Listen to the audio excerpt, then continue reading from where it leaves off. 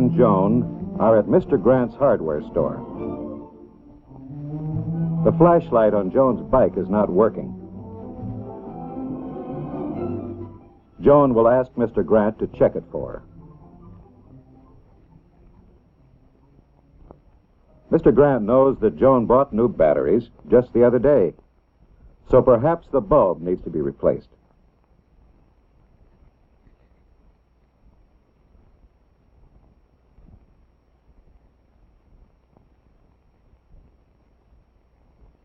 There. Now it's working. But why didn't it work before? What's wrong with the old bulb?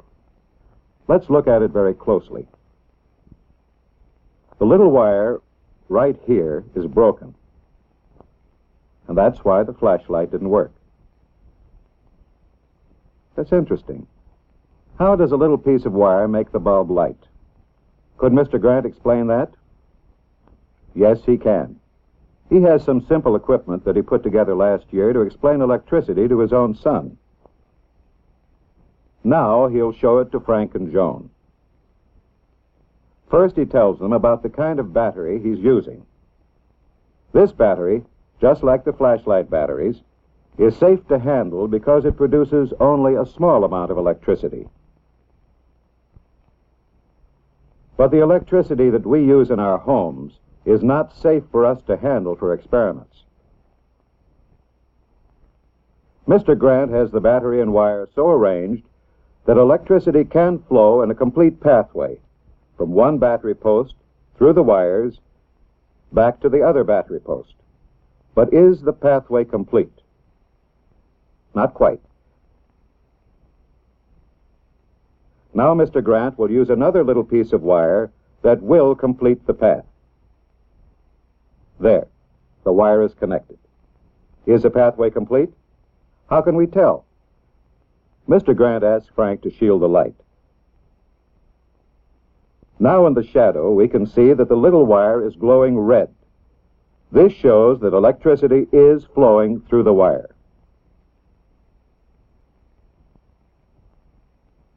If the little wire is disconnected, the path is not complete, and no electricity flows. Frank sees that the disconnected wire is like the broken wire in the burned-out flashlight bulb.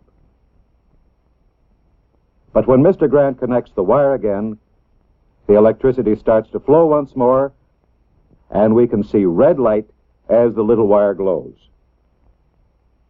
The wire is producing light and a lot of heat, so we must be careful not to touch it. The many wires in an electric toaster produce even more heat. This is one way we use electricity, to make heat. An electric heater produces heat. And so does an electric range. These are just a few of the things that make use of electricity to produce heat.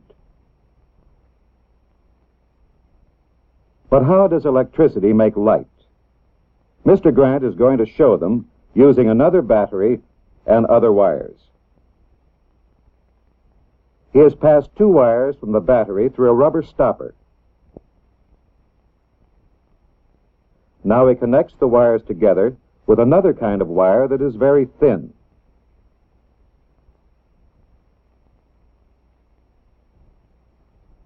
He then slips the wires and stopper into a bottle.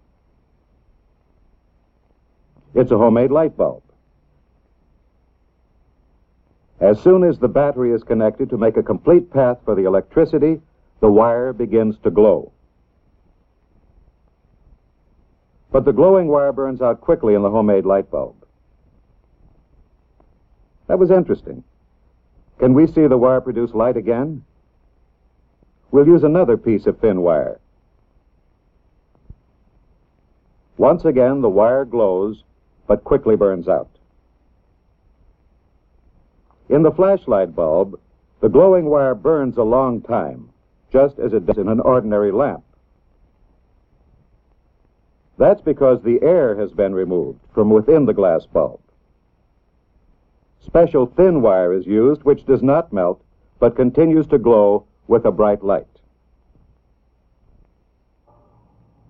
Electricity makes light for many different uses. for railroad signals, traffic signals, for automobile headlights and tail lights, for giant searchlights and signs. Electricity may make different kinds of light. Neon lights give off colored light. These fluorescent lamps give off very white light.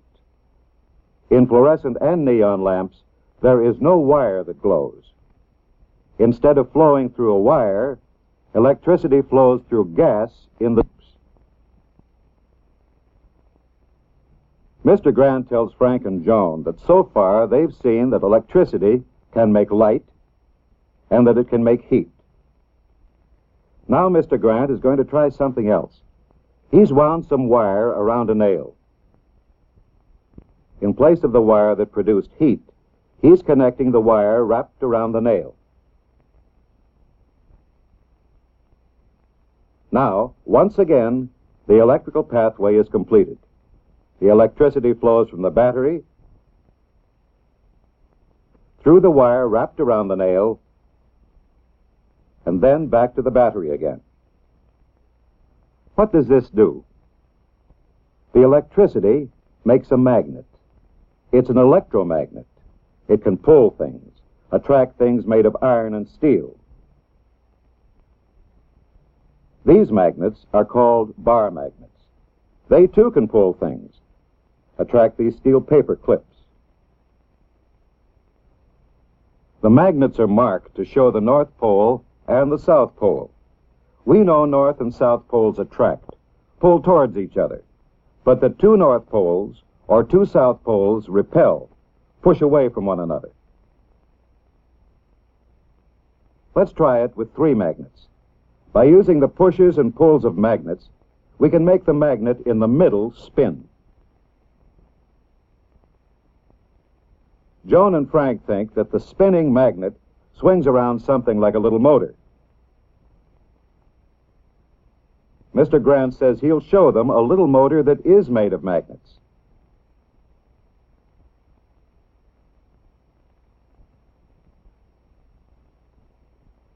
Instead of 3 bar magnets, it uses 3 electromagnets.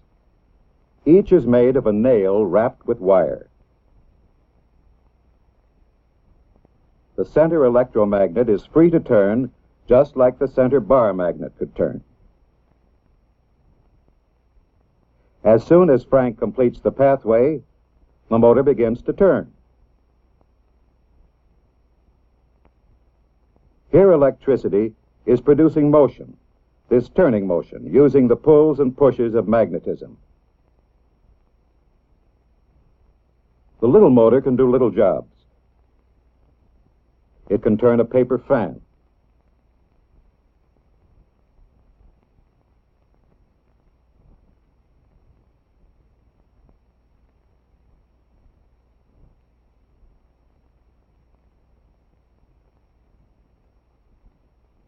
A larger electric motor turns a real fan. An electric motor turns a mixer. Very large electric motors turn train wheels. Joan and Frank thank Mr. Grant for repairing the flashlight and for showing them some things about electricity. Now, Frank and Joan know that electrical things work only when the electricity flows through a continuous pathway.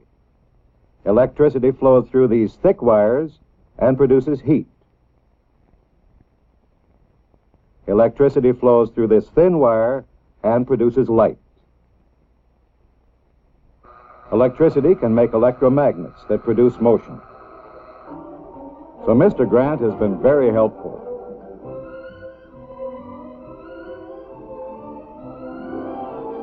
Both Frank and Joan have learned some things about electricity and about some of the ways it can be put to work for us.